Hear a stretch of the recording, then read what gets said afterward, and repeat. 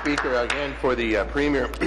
Premier, following the release of the Auditor General's report, your Energy Minister tried to deflect responsibility by discrediting the work undertaken by an independent officer of this legislature. His actions were Deputy House Leader, come to order. They were also very unacceptable. On your minister's watch, Ontarians are paying billions of dollars extra for electricity thanks to a flawed smart meter program and above market rates the province pays most power generators. And most of those power generators are under your Green Energy Act. Premier, you remain committed to the global adjustment tax.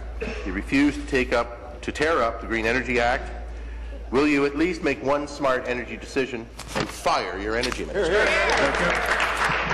Well, Mr. Speaker, as I said a number of times yesterday, the decisions that we have made around the energy system, including smart meters, Mr. Speaker, have modernized and upgraded the energy system, Mr. Speaker. We made investments in transmission lines. We've produced and invested in more clean power. From and smart meters, Mr. Speaker, have allowed us to have data that we would not have otherwise. And, Mr. Speaker, I know that the leader of the third party knows that people who work in the system and people who are experts in the system believe that the smart meters have given us data that's important and have allowed conservation to take place across the province, Mr. Speaker. The Environmental Commissioner of Ontario, another officer of the legislature, said about smart meters, they are necessary, absolutely necessary for the proper functioning and future functioning of the distribution system for electricity, and he goes on to talk about smart grid technology. Thank you. So, Mr. Speaker, we've made very good decisions on. Thank you. Supplementary. Again to the Premier, the Auditor General's report is tough medicine for the government. Sometimes you need to admit your mistakes, swallow the medicine, and spend time in the penalty box. During my time as a senior cabinet minister, I had to make tough decisions, and I stepped aside when it was appropriate, and I did so voluntarily. The Auditor's report on Liberal government programs is loaded with examples of gross incompetence, waste and mismanagement, costing Ontarians billions and billions of dollars. And nowhere is this more evident than in the Ministry of Energy.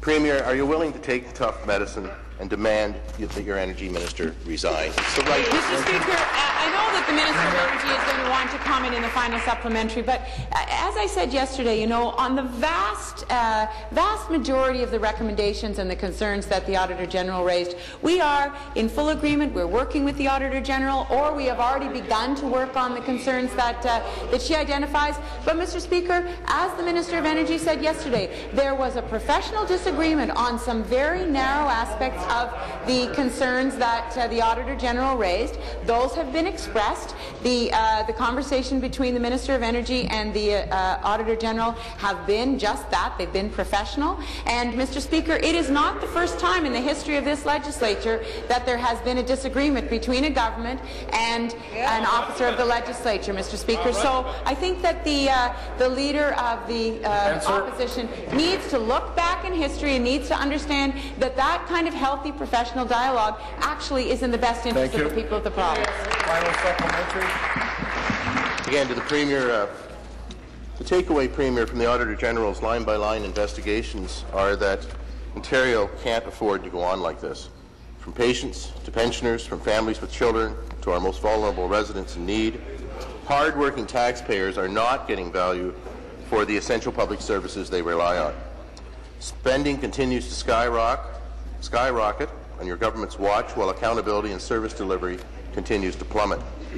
The Auditor General now joins the Conference Board of Canada, the Ontario Chamber of Commerce, and the PC Caucus, who have all raised serious red flags about your government's out-of-control spending. Following the release of the AG's report, no one believes you will balance the budget by 2017-2018. Premier, if you aren't willing to fire your energy minister over the Auditor General's findings, would you give Ontarians a Christmas present and tell us who the heck is going to take responsibility for the mess you've made in this province? Thank you. Be seated, please. Start the clock. Minister. Mr. Speaker, I'd like to address the Auditor General's report. There are some significant professional disagreements with respect to the report. And, Mr. Speaker, one of the areas of disagreement is the position in the report Member that for Hamilton East most Stony of Creek, the come to order. anticipated benefits of smart meters have not been achieved. Well, where the professional disagreement starts, Mr. Speaker, is with the Environmental Commission of Ontario that says smart meters are a shrewd investment that will benefit both individual consumers of power and society as a whole. Mr. Speaker, if we want to go to Anthony Haynes, President and CEO of Toronto Hydro, that smart meter program is the best thing we've done in a decade. I'm telling you, the smart meter program was a deal changer. That was the entry into intelligent use of energy. And he also confirmed at the press conference the other day, Mr. Speaker, that there is a 3% reduction in the use in the city of Toronto, which is a very, very significant savings. New question, the leader of the third party. Thank you, Speaker. My question